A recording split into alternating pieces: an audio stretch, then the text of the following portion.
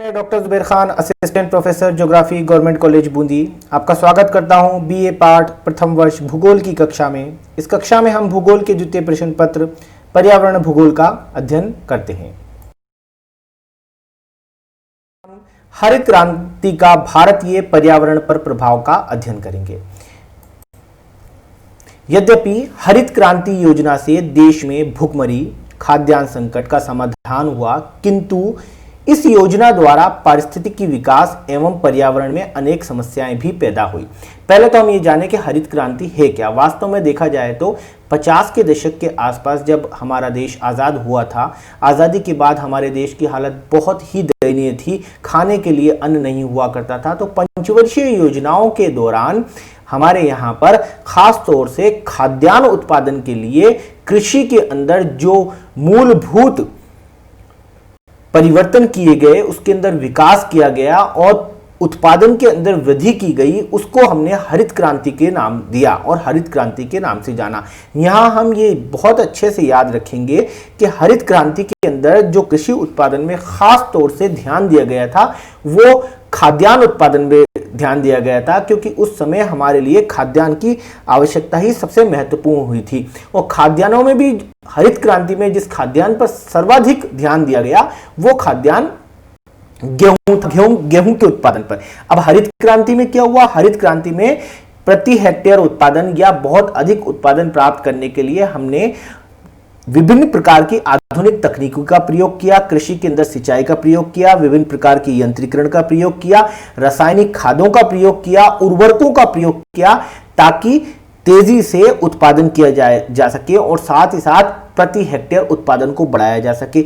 न केवल इससे खाद्यान्नों की उत्पादन में वृद्धि हुई, भूखमरी के अंदर कमी आई, अपितु खाद्यान्न उत्पादित करने वाले किसानों की आर्थिक स्थिति के अंदर भी बदलाव देखे गए, उनकी आर्थिक स्थिति में भी सुधार हुआ। तो निसंदेह इस योजना के अपने कई सारे फायदे भी थे, पर दीर्घकाल में, लंबे समय में इस योजना के द्वारा, इस हरित क्रांति के द्वारा पर्यावरण पर क्या प्रभाव पड़ा, खास तौर से इस अध्याय में हम पर्यावरण पर हरित क्रांति के प्रभाव की समीक्षा करेंगे। समीक्षा से तात्पर्य यह है कि पर्यावरण पर हरित क्रांति के द्वारा क्या नकारात्मक प्रभाव पड़े, और हरित क्रांति के अंदर जब हमने उत्पादन को ही अपना लक्ष्य रखा तो उस उत्पादन के लक्ष्य को प्राप्त करने के दौरान हमने पर्यावरण को किस प्रकार से साइड में रखा, उसके लिए हम विमुख रहे और उत्पादन की लालसा के अंदर पर्यावरण को किस प्रकार से हानि पहुंचाई गई। इस समय हम भारतीय पर्यावरण पर हरित क्रांति के दुष्प्रभाव का अध्ययन कर रहे हैं। तो हम ये जानते हैं कि हरित क्रांति ने निसंदेह भारत के अंदर खाद्यान्नों के संकट से हमें मुक्ति दिलाई। निसंदेह हरित क्रांति से देश के अंदर किसानों की आर्थिक स्थिति में सुधार हुआ, पर लंबे समय में इसके दुष्परिणाम भी देखे गए हैं पर्यावरण के ऊपर। प्रमुख समस्याएं जो कि हरित क्रांति द्वारा पर्यावरण के साथ पैदा हुई वो निम्न प्रकार है। पहली समस्या है प्रादेशिक असंतुलन की समस्या। अब देखते हैं प्रादेशिक असंतुलन क्या होता है। हरित क्रांति की योजना का सबसे गंभीर परिणाम यह हुआ कि इससे क्षेत्रीय असमानताओं में वृद्धि हुई।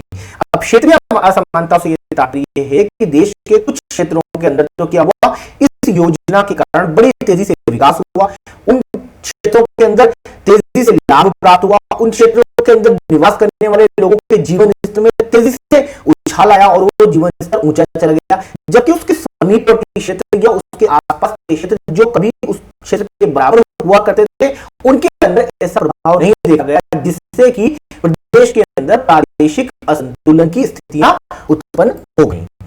इस योजना के तहत नई कृषि तकनीकी का प्रयोग सभी राज्यों तथा सभी जनपदों में समान रूप से नहीं हुआ। इस योजना के अंदर पहले देखा गया था कि भाई नई प्रकार की कृषि तकनीक, यंत्र, उर्वरकों आदि के प्रयोग के द्वारा कृषि उत्पादन में बड़ी तेजी से वृद्धि लाई गई, पर यह देखा गया कि इन सभी का तकनीकों का प्रयोग, इन सभी प्रकार के उपायों का प्रयोग सभी राज्यों में समान रूप से नहीं हुआ, जिससे अलग अलग राज्यों में विकास की दर अलग अलग होगी। कुछ राज्य विकास की दर में बहुत आगे निकल गए और जबकि कुछ राज्य विकास की दर में पिछड़ गए। इससे प्रादेशिक असंतुलन की स्थिति उत्पन्न हो गई हमारे देश के अंदर।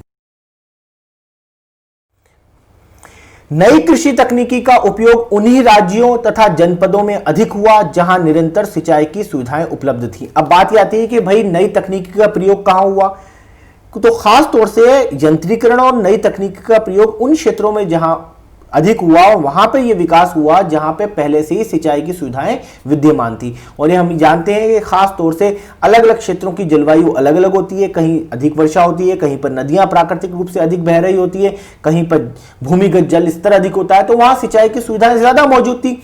जब कृषि करने के लिए जल की आवश्यकता होती है और जल पहले से ही वहां मौजूद था, तो नई प्रकार की तकनीकी का प्रयोग उन क्षेत्रों में अधिक हुआ और वो क्षेत्र तेजी से विकास करते चले गए।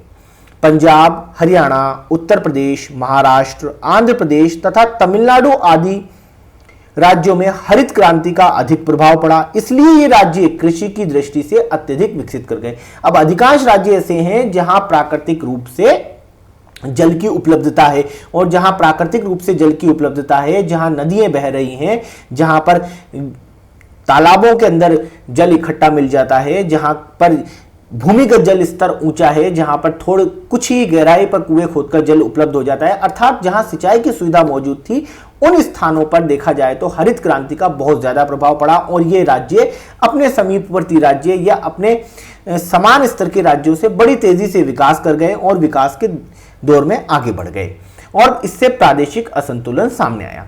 हरित क्रांति द्वारा इन राज्यों में खुशहाली का वातावरण बन गया, किंतु जिन राज्यों में हरित क्रांति योजना नहीं फैल पाई वे राज्य कृषि की दृष्टि से पिछड़े हुए रह गए। अब जो राज्य आगे बढ़ गए, जहां पे विकास तेजी से हुआ, वहां खुशहाली का माहौल बन गया, वहां पर रहने वाले लोगों के जीवन स्तर में एकदम से उछाल आया, जीवन स्तर ऊंचा पहुंच गया, और जब जीवन स्तर ऊंचा पहुंच जाता है तो वहां खुशहाली आ जाती है। जबकि कुछ ऐसे राज्य हैं जहां पर हरित क्रांति का इतना प्रभाव नहीं पड़ पाया और वो राज्य इन राज्यों की अपेक्षा पिछड़े राज्यों के रूप में जाने गए।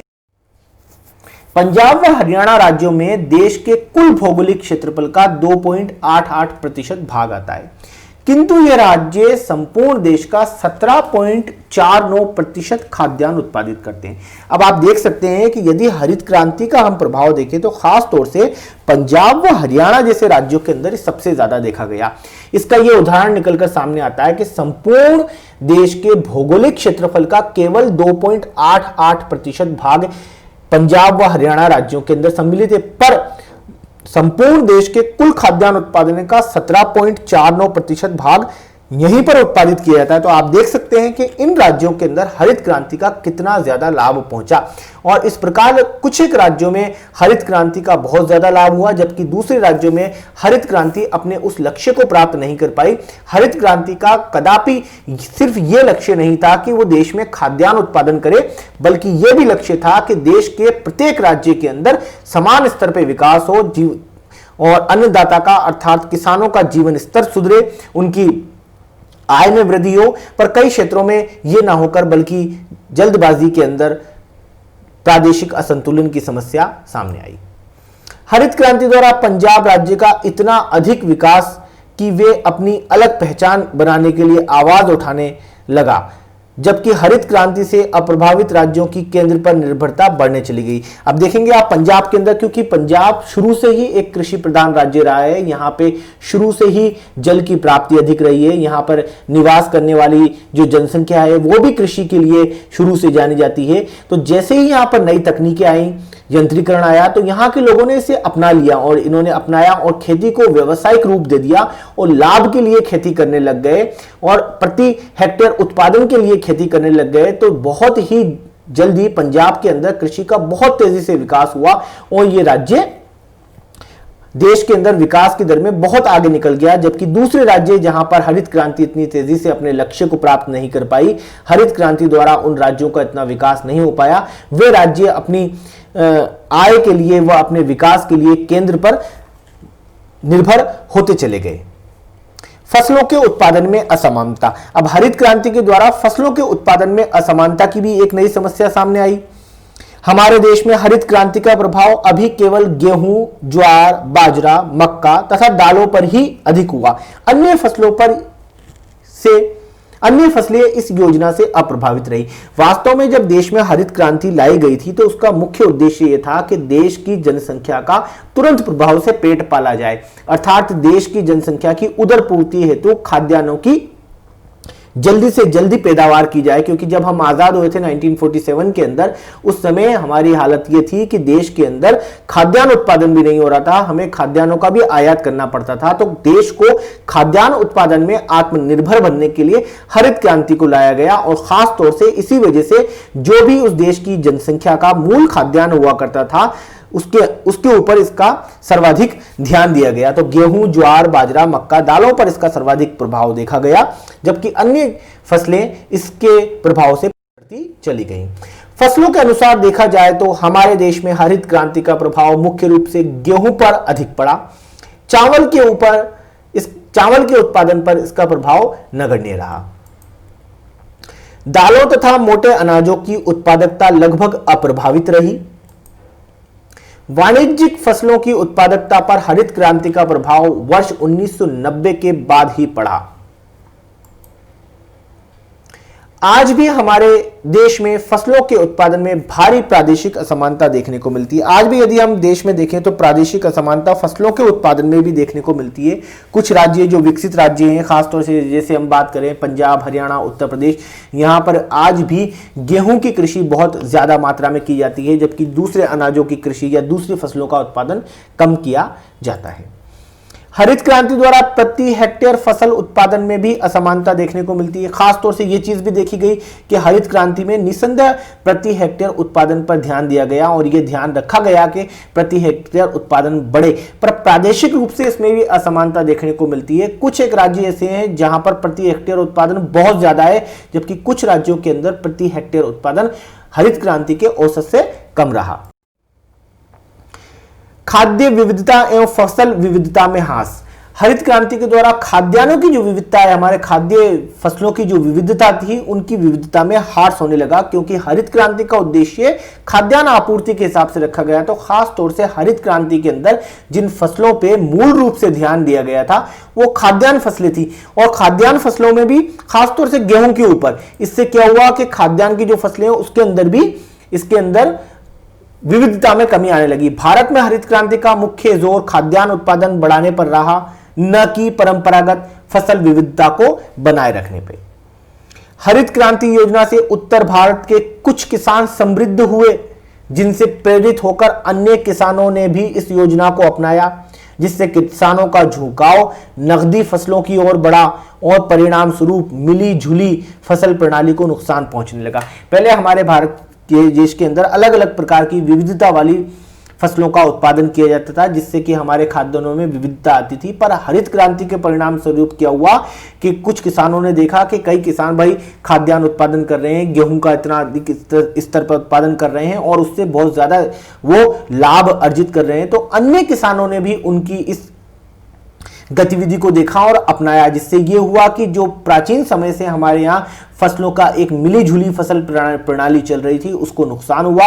जो हमारी परंपरागत फसलें थी, जो हमारी परंपरागत खाद्यान्न थे, धीरे धीरे वो खत्म से होने लग गए। इससे फसलों की विविधता में कमी आई।